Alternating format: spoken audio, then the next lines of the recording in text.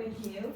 I titled it From Generation to Generation, Part 1, in hopes that we'll be able to come back and spend some more time with this, because there is so much to it that we're just never going to fit it in just during the time, and I think I would overwhelm you if we tried to do all of it at once.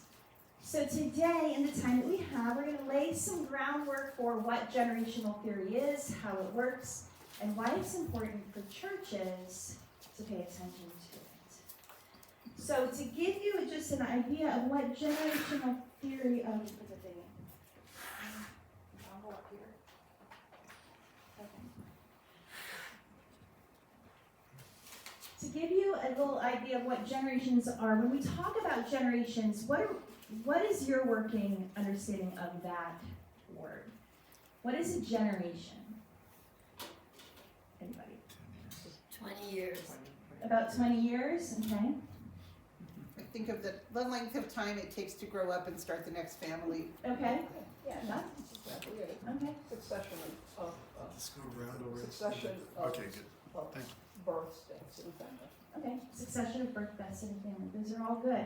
Generations are talking about that, right? Some span of life that happens, but that happens to a group of people together, right? So if you ever have seen pictures where somebody will take like a picture and they'll say, oh, we have 5 generations of our family in this picture. That means they've got the children, the parents, the grandparents, the great-grandparents, and maybe the great-great-grandparents, right?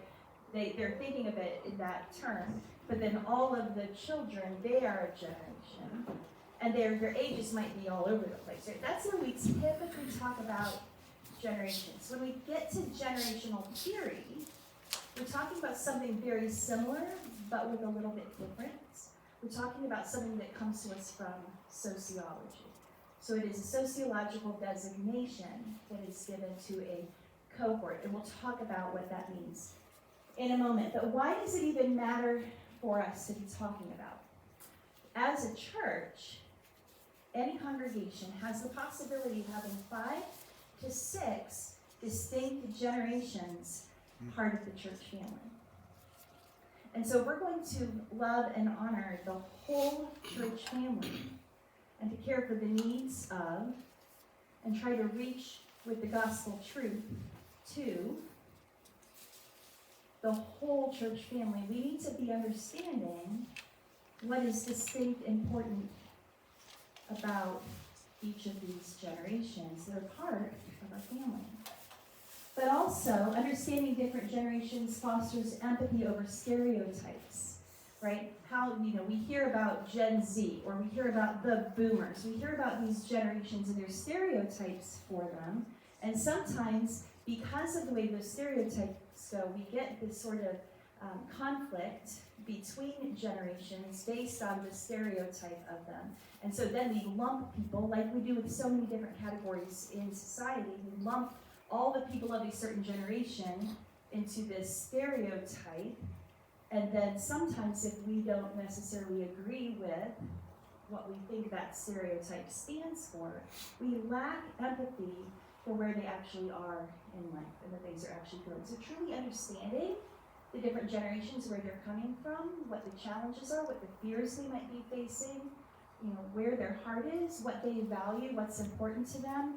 It helps us as a church family have empathy for where everybody within the church family is. And then also, when we recognize that each generation has specific strengths and gifts and opportunities that they bring to the body of Christ, right? That's so very Pauline that, some of you might be ears and some of you might be noses, but everybody belongs in the body of Christ and everybody has their gifts to bring. When we recognize that there are gifts that come distinctly with each of these generations, then we begin and we find a place for those gifts to shine and to be part of the work and the mission and the vision of the church. Then we enrich the fullness of what the body is. So it's important for us to understand what generations are. The seminal work on generational theory, done from a sociological standpoint, was done by these 2 guys, William Strauss and Neil Howe. This book is that thick. If you are interested in a long read, But it's fascinating. But this is a seminal work on it. This was published in 1991. And it outlines the sociology behind it, a lot of historical elements around their theory, and then begins outlining what the different generations are. So what I'm going to be explaining to you today is the first this much of that book. What I'd love to be able to have an opportunity to do in different times coming in the future is to address the rest, where we actually talk about the different generations. But today I just want to make sure we understand how they even sort these out and what's the interplay between these generations. Here is one of the reasons this is so important. That book was published in 1991. This is a direct quote from this book. No one can foretell the specific emergency that will confront America during what we call the crisis of 2020. Nor, of course, the exact year the crisis will find its epicenter. What we do claim our cycle can predict is that during the late 2010s and early 2020s, American generations will pass deep into a crisis era, constellation and mood, and we'll talk about that in just a moment. And that as a consequence, the nation's public life will undergo a swift and possibly revolutionary transformation. Does this not define our present reality? Yes. Absolutely. Yes. 1991. How did they see that? It's a cycle, it's generational work. So here's what they did.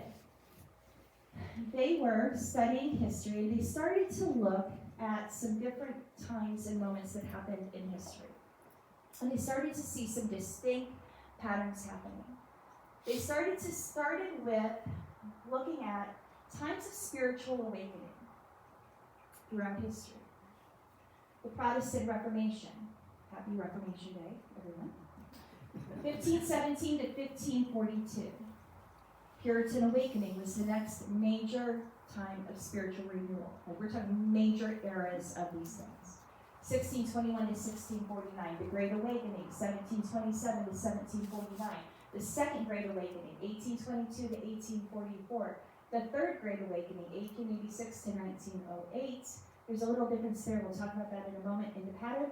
But then the Consciousness Revolution from 1964 to 1984. When they started stacking all these and putting them on timelines, what they discovered is all of these great spiritual awakenings are happening 80 to 100 years apart from one another.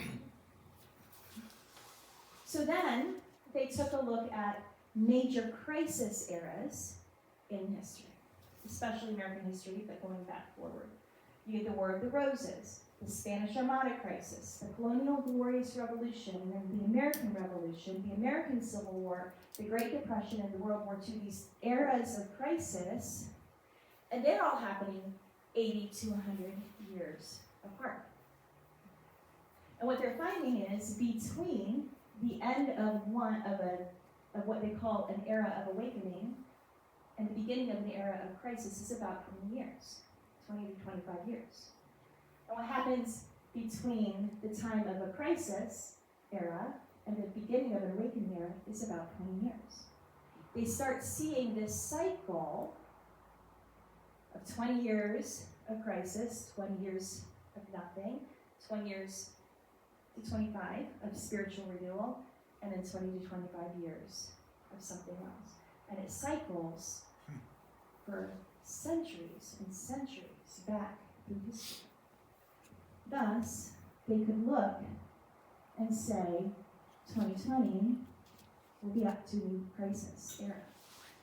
But what they say is what they see in these times in between the awakening eras and the crisis eras are what they call the high and the unraveling eras. These are times that are times of relative peace and prosperity, or at least stability if not prosperity. These are times that are not big spiritual awakening times. These are not times of big crisis. These are times where things feel a little bit more settled, either recovering from the crisis, rebuilding, walking into what's next, or a time coming out of an awakening that things feel a little crazy and disjointed, and a time where everybody's kind of ready to settle back down a little bit. Like, you know, like the first week of January when you're ready for, after all the parties, you get settled down a little bit. So they see this cycling of these eras throughout history. The crisis era follows a high, is followed by a high, which is followed by an awakening, which is followed by an unraveling, and over and over and again, these things cycle with 20 to 25 years in between, with a total of 80 to 100 years being what they would consider like a whole season in history together. So if you look at them together, you have, let's start with the crisis up in the upper left-hand corner.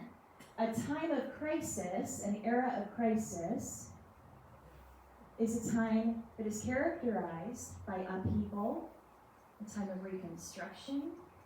Right? The mood in that time is one of institutional collapse and the renewal of institutions. That's what happens during a crisis era. Our most current crisis era, the one which we are in, one which Strauss and House saw coming, started around 2008. What happened in 2008? The crash, right? Financial crash. And it's expected to last until somewhere around the 2030s. We don't have an end date for it yet, but somewhere around there. We don't say simultaneously, I'll do that. That would be it. So, yeah, so that is the crisis era that will be followed by, if the pattern holds, by an era, a high era, which would be characterized by rebuilding and a time of confidence. In a high era, a prevailing value will take its place. We don't know what that value is. It may or may not be the value that we want to prevail, but at least something will kind of win and everything will settle into that. The mood during that time is strong institutions begin to be built or rebuilt, and there will be a sense of unity. Not necessarily the unity we would want, but at least there will be less of this back and forth, and something becomes settled into this is the way it is. Cathie, Yeah. what would be an example of the value of one of these areas? You said it percolates kind of up. Yeah. So in the, well, you know what, hang on, we're going to talk about this. The values come with the generations. Okay. And so within, and I'll show you this in a moment, but within each of these eras, all the generations exist. Right? And so a value, the different generations are all going to have their own value within that time frame. So if we gathered in this room in this time of crisis that we're in, and we gathered all the 6 generations that exist here at Southminster, we could have a really interesting conversation about how this time is affecting all of us, and it's going to affect all of us differently. Some because of what age we are. Right? Children are going to be affected differently than middle-life adults, and you know. And what was the word we decided? Experienced adults is what we decided at the session retreat yesterday. So the value comes from the generation. The mood is sort of the era. Does that make sense about that? Okay, good. All right, so after the period of high, the cycle goes to a period of awakening. That would have been, our most recent high area was that time of the 50s to the late 60s, right? When things kind of felt stable. That one, when people look back at it longingly, it could only be that way again. Because things were settled and things were going pretty well, right? At least for a lot of people in the world, right? Not everyone. Awakening happens after high. So there's just all this time, and especially all these strong institutions. But what happens when things are pretty settled, if you ever know, the hierarchy of needs, when all of the needs are kind of being met, suddenly we can start thinking about those higher things, right? And then you get 1968. And then you get 1968, right? And so with things fairly settled, but these institutions so strong and the distrust starting to rise in what these institutions are, and the generation that was able to have had kind of this established peaceful time, they have this capacity then to be thinking about higher things, and they have this whole spiritual renewal or awakening. It's not necessarily, but you know what? This was the time when I was young, and this was the Jesus movement. So there was the hippie movement, right? There's also the Jesus movement of the 70s, if you know that. So this was a period of time of awakening. So it is characterized by spiritual renewal. The mood at that time is challenging order and bringing up new ideals. Then after that comes this period of unraveling, where that chaos of we all believe different things, or like it's just all like, woo, during this spiritual awakening time, or the renewal time, there's this fragmentation of the time that comes after that. And the mood in that time is individualism and cynicism. And that was marked very strongly during the 1980s through the 2000s, early 2000s.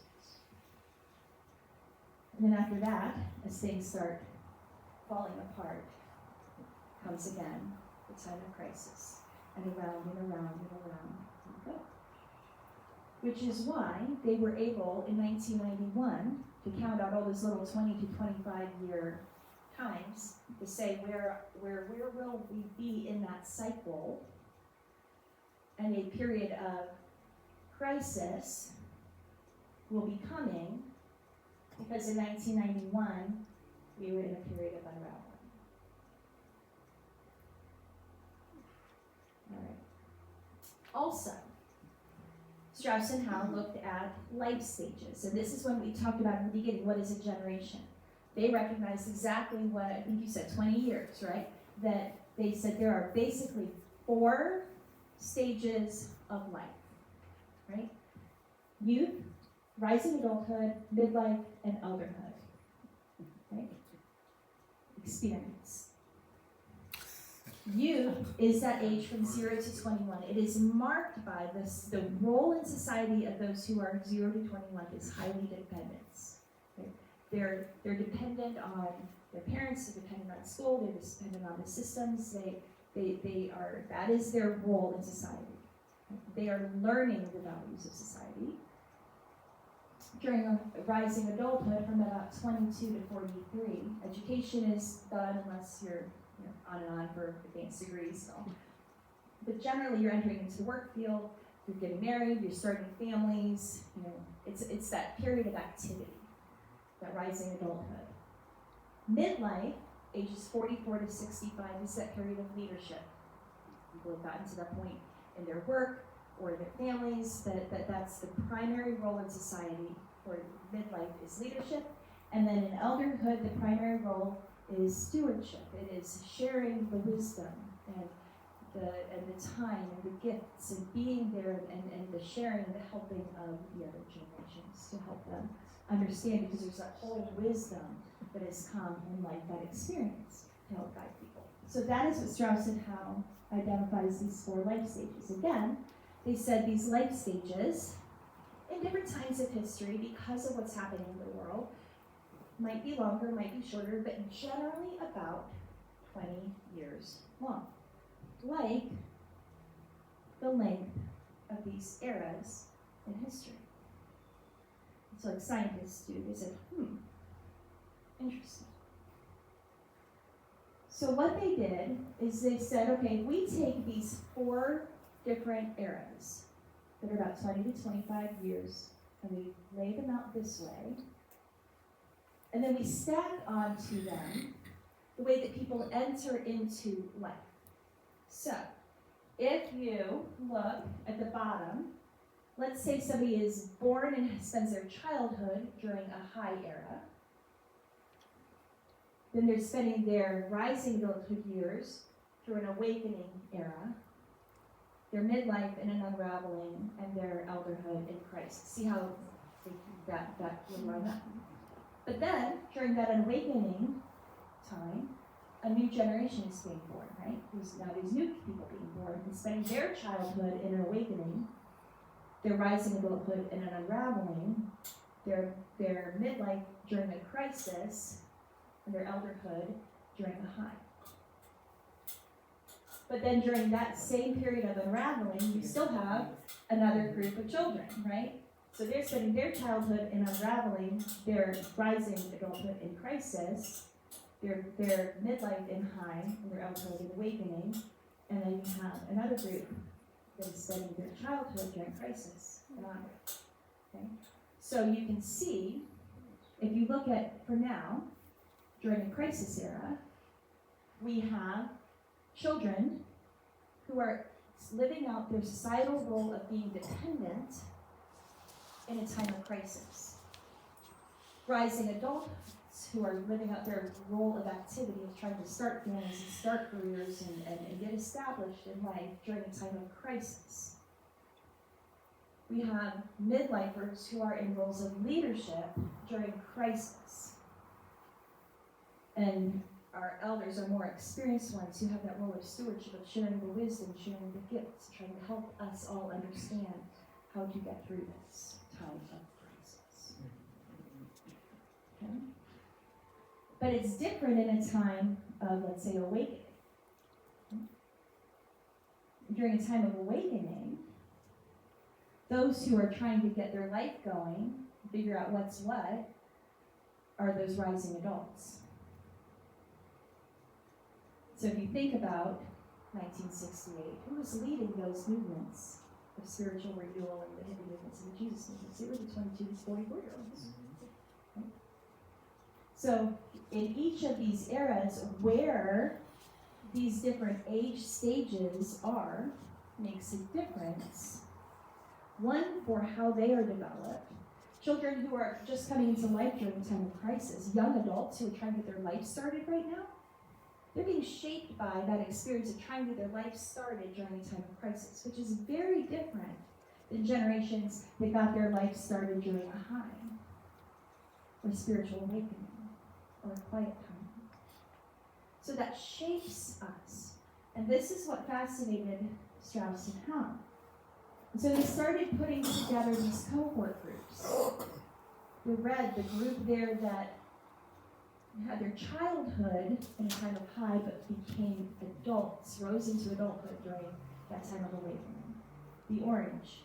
And so it's these four different structures, right? These four different cohorts, these four different archetypes that they noticed then. They said, and what we see as we observe these four different groups, depending on when they were born and especially when they came into their rising adulthood, what era were we in?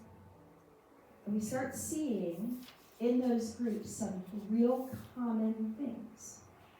Common values, common perspectives, common ways of dealing with challenge, common ways of parenting, common ways of leading in business. We start seeing these things that solidify in that group as a pure personality of that group somewhere in rising adulthood, and it carries through even through their elderhood. These characteristics, these values, these attitudes that carry through. This is what they call archetypes. They say there are four different archetypes. They have a common pure personality. So for now, we'll just call them the red, the orange, the gold, and the green. Right? There is a red personality type, archetype, that comes about because this is an age group that rose to rising adulthood in the awakening. There is an orange archetype that comes to young adulthood during an unraveling, and that shapes them. So they're different than the red. They're going to have different attitudes and values. So they were shaped in a different kind of era, a different kind of time, and so forth. Any questions on any of that so far before I start laying that out? Yeah. I just have a question about, is this worldwide, or are you looking at just the United States? Strauss and Howe looked at the United States because if history shapes so much of how these generations are established, then that's going to happen more generally. We are coming into more of a global economy and a global world right now, and so they start seeing a little bit more alignment, especially in like Western, the countries and cultures that have some similarities in them and are experiencing some of the same historical cultural shifts. similarly. I just wondered because it seems like there's more communication around the world now, and I wondered if that would align more people around the world in the same kind of thought Right. across these Especially the generations. younger generations that are so connected around the world in ways that are just common to them. It's not this unique thing like, oh look, I can email somebody on the other side of the world. Isn't that cool? They just live in a global society in a way that is just their reality.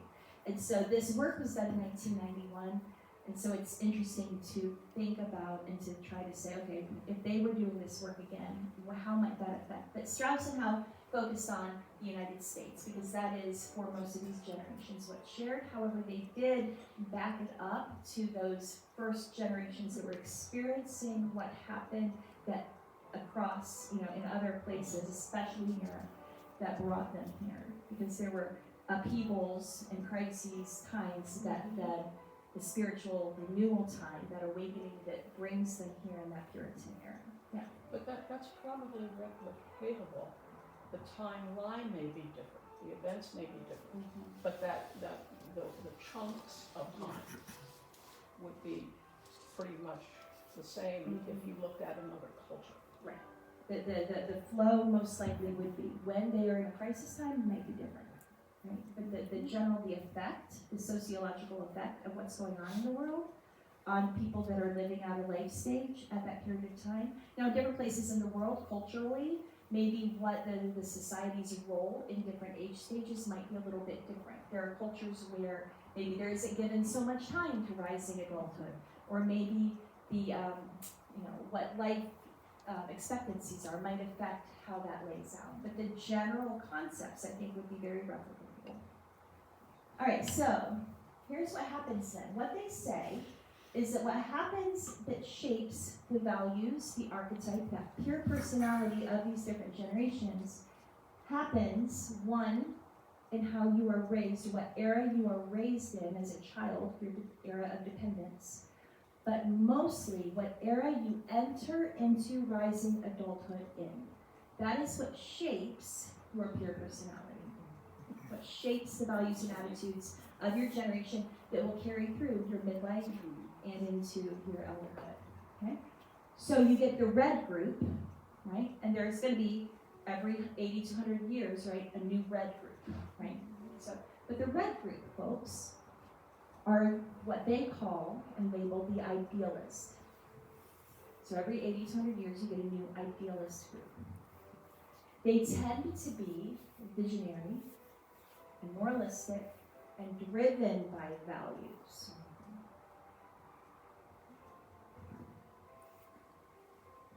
Every 80 to 100 years, you get this orange group that are children during an awakening era.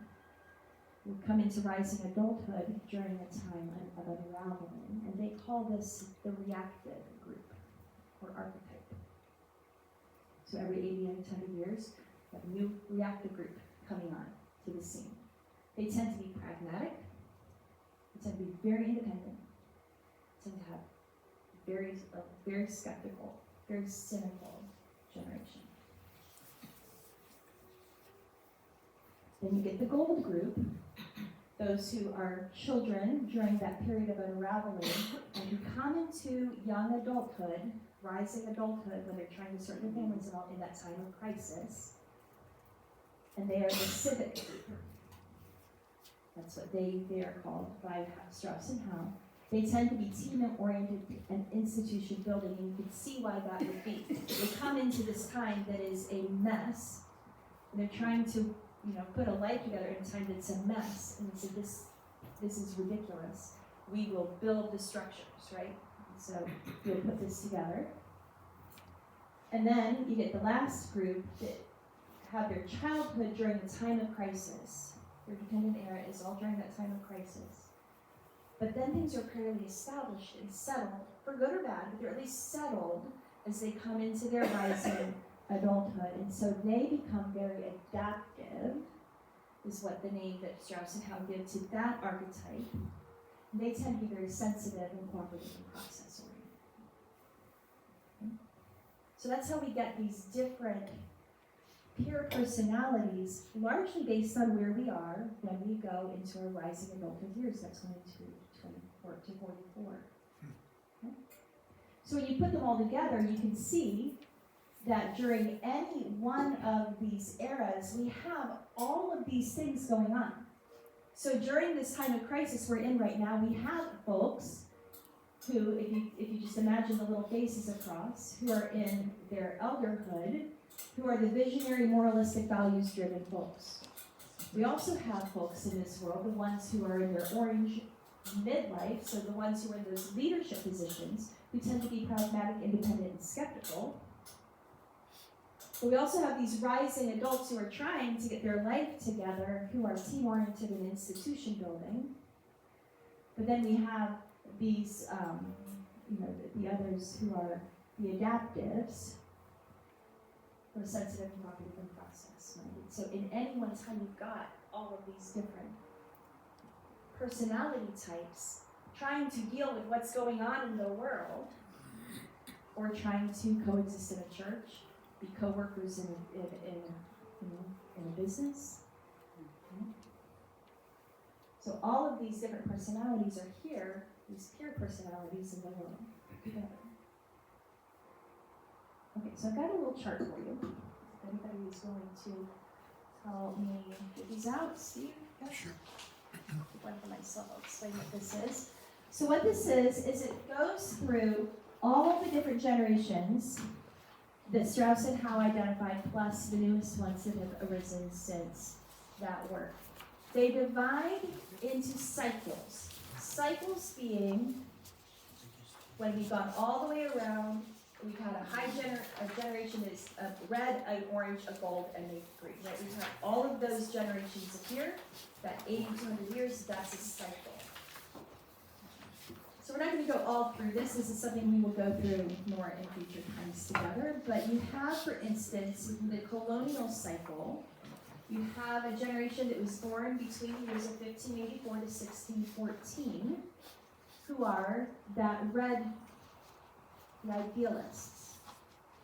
Okay? And they're considered the Puritan generation. You have those who were born in 1650 to 1647. Their name that is given to their generation is Cavalier. They're that orange reactive type. Okay? And so it goes through, then you get into the revolutionary cycle, the Civil War cycle, the World War cycle, and the present cycle. So if you look for a moment at the Civil War cycle, this is the one time where the cycle doesn't hold, where the pattern does not hold. And it kind of makes sense. In that period of time, those who were born 1792 to 1821, so becoming young adults in the 1840s, those idealists, that generation came. And then you get the orange ones, the reactives, who were born in 1822 to 1842, so becoming young adults in the 1840s to 1860s. But then when we would expect that civic group, those who would be born 1843, on up, that didn't happen. Because everything was such a mess, right? It was just survival. And every structure, when you've got families fighting wars against families, every sociological pattern did not hold in that time. And so, neither does the generational cycle. So that is the one time in American history where we've seen that disruption, which tells us we could see it again in a time of people like that. But you can just kind of follow it through. But if you look down to our present cycle, you get down the ones you've probably heard of. Go up to the end of the World War cycle. You have those who were born between 1925 and 1942. Those are our oldest members of society at this point. Those are the silent generation. We've heard that word before.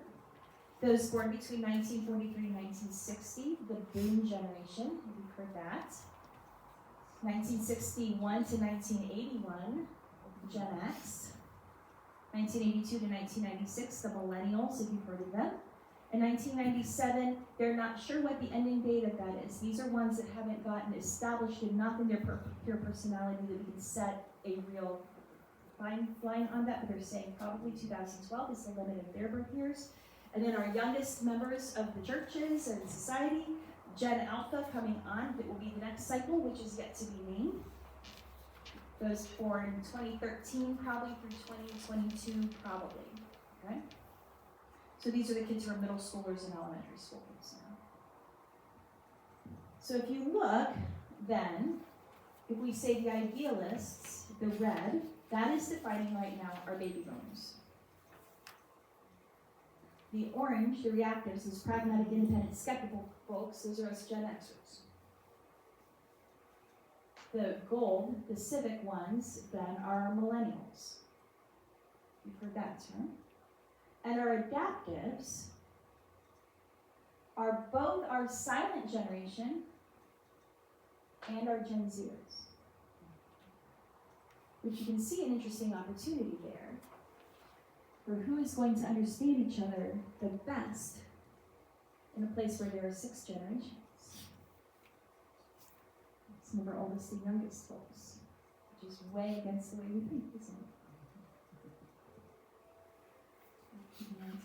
Digit chart. All right, so we do as generations, like we said, in any one place and time, all the generations exist in the same place. We don't all have our own little communes and places to go, or our own era that we get to live all as our own generation with nobody else for 8 years, and we get the next ones. So we share a time. This is what Strauss and Howe call constellations. So during this era, like our crisis era, we have our young ones who are in Gen Z, and our adaptives, our oldest. We've got all these different generations at these different stages of life, but we're all sharing time and place together. And so that shapes the way things are happening in the world, and it shapes history. And where we especially see this is that with these 2 segments of a constellation. So what will really shape the nature of a certain constellation is, 1, where are the rising adults, who are the rising adults, and who are your midlifers? So who are coming into adulthood, and who are those who are in that leadership role in society? That's going to significantly shape what the nature of those times are. So during a time of crisis, you're going to have your pragmatic cynicists being the leaders. Right? But you also have your civic-minded young adults coming up right behind saying, we've got it. Which is why, as you work through those years, and the midlifers move on to elderhood, and the young adults start to move into that leadership position, you're able then to move into the high. Does that make sense? So a couple of different truths that are important for us to hold. Generations share its place and experience in time. We experience all of it together. But history, what's going on in the world, is going to shape a generation. So you have little ones who went through, think about all the little ones who had to do school at home, and they, there's speech issues they had, and there's socialization issues they had, and catching up on education. Being children during a time of crisis, children who were children during the Depression, people who were children during a time of war, that starts to shape the shape that generation is going to have, right?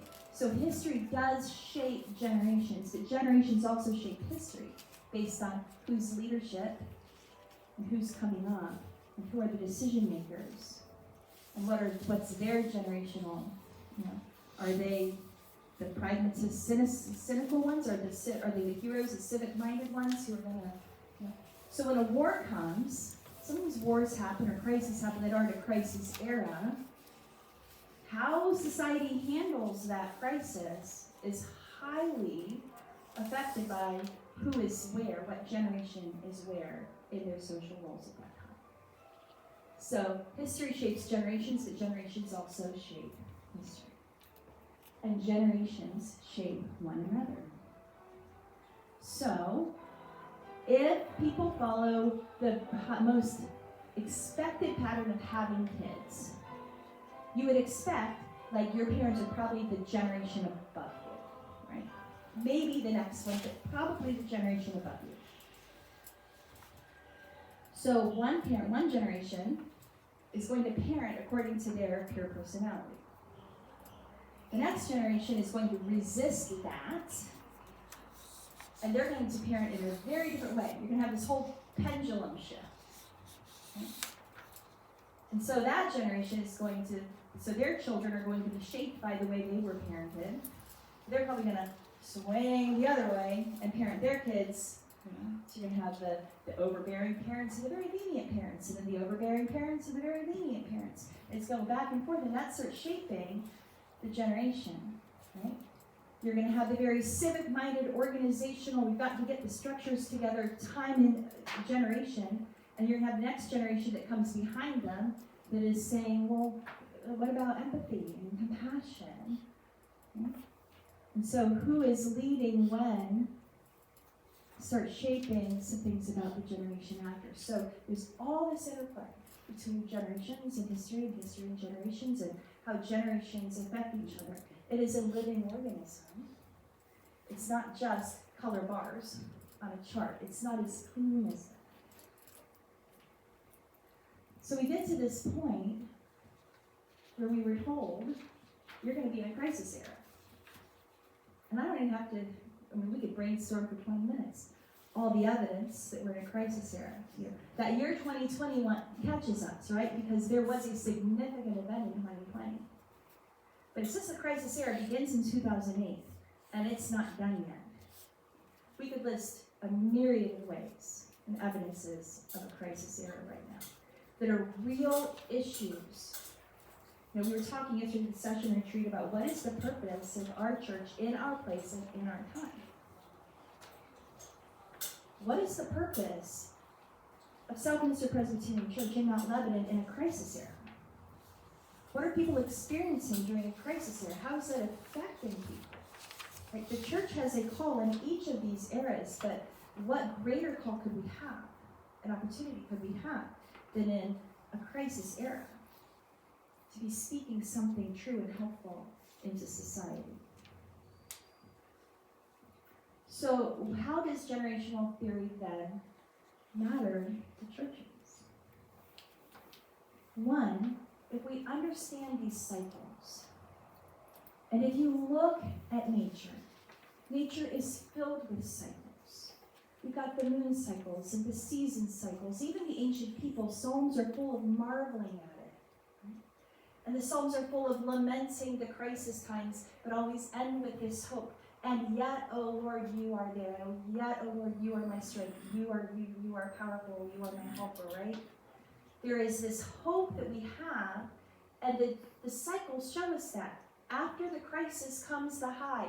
After Good Friday comes Easter morning. After the winter comes the spring. There's always this hopeful place. And if anybody can speak hope into a world that's dark, it's those who carry the light, those who pass that beautiful flickering light on Christmas Eve, one to another, and sit in the warmth of that light. And feel it on their faces. To then just go out into the dark world and say, the light has come. I've seen it, I know it, and I felt it. We can speak hope because we understand these cycles, but we also know that the one who is sovereign and who created the cycles of life and has his hand in every single era of history. Generational theory speaks to that hope and that patience and that trust that we know. But the other thing is that there are very few places in our lives that we will have around us 6 generations of people. In our workplace, we'll have 2, maybe 3. In our families, unless we're really blessed to have everybody nearby and to have people with a long life, we're probably not going to have 6 generations of people with us. Church is about one of the only places in our society that we actually get to be in community with all of the generations, to pull from all of those gifts and to have all of those words and to have all of those values and personalities to enrich and be the body together. Church is such a unique opportunity for that kind of intergenerational community that we have nowhere else in society. The other thing about that is that every generation contributes unique gifts to the church that enhance our life and witness. And so those prophets, sometimes these prophets, those idealists, that red group, right, our boomers, they bring vision. That orange group are known as, is another word for it, for that pragmatic group, right? They bring realism. So you have the vision and the realism, and you see how when they come together, you get to this beautiful place. Our heroes, or our civic-minded ones, they energize initiatives. That's the role our millennials can have in the church. They're the ones who are going to get things going, if they're given that freedom and handed the keys to do that. And artists, which are that green, our Gen Z ones, our teenagers, our youngest adults, they nurture empathy. They teach us to see each other through different eyes. When we have all of those archetypes operating fully and having their voice and being able to speak into the life of the church, look at the fullness of what we have. Let's go, let's get it done, but let's not forget the hearts of each other. Let's dream big, but let's be realistic about it. We need everybody in the life of the church. And when we embrace all those gifts, it fosters a vibrant, unified church that reflects the richness of its multi-generational congregation. And then we are told, we're given this vision in Scripture from Psalm 145, that faithfulness is something that we do generation to generation. Right? Great is the Lord and most worthy of praise. His greatness no one can fathom. One generation commends your works to another. They tell of your mighty acts. They speak of the glorious splendor of your majesty, and I will meditate on your wonderful works. These generations tell one another of the power of your awesome works. And having heard that, I will proclaim your great deeds. These generations tell each other of your abundant goodness and joyfully sing of your righteousness.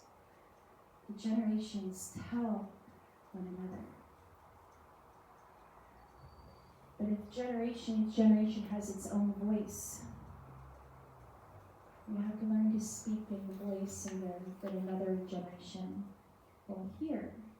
We want them to hear of the good works that our God has done. And that is what I have for you. What I'd love to be able to do at some point in the future is start digging through each of these archetypes and each of those 6 generations that exist in the church and how those uniquely live out in this time and place and what that might mean for us as a church. But this should lay the groundwork for us, and we have about 2 minutes before I gotta go get the microphone and the robe on. So, anybody have any questions? Yes, well. In the last few minutes, you've articulated the different age groups and what's important to them. Mm-hmm. Do you have something in writing that describes what you've just said? I do. I have a couple things that I could provide that give just a general outline, but that's something that I would hope that we could dig into together more fully. But I can get this week, I can get something together that has just brief overviews of them, if you'd like to have a little handout. Thank you. No. I hereby make a motion that we invite you back. Thanks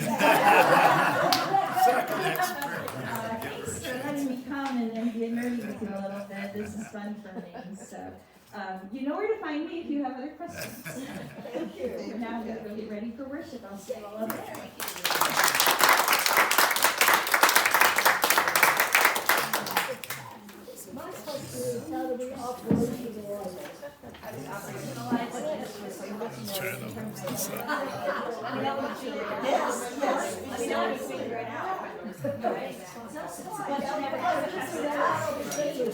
There you go.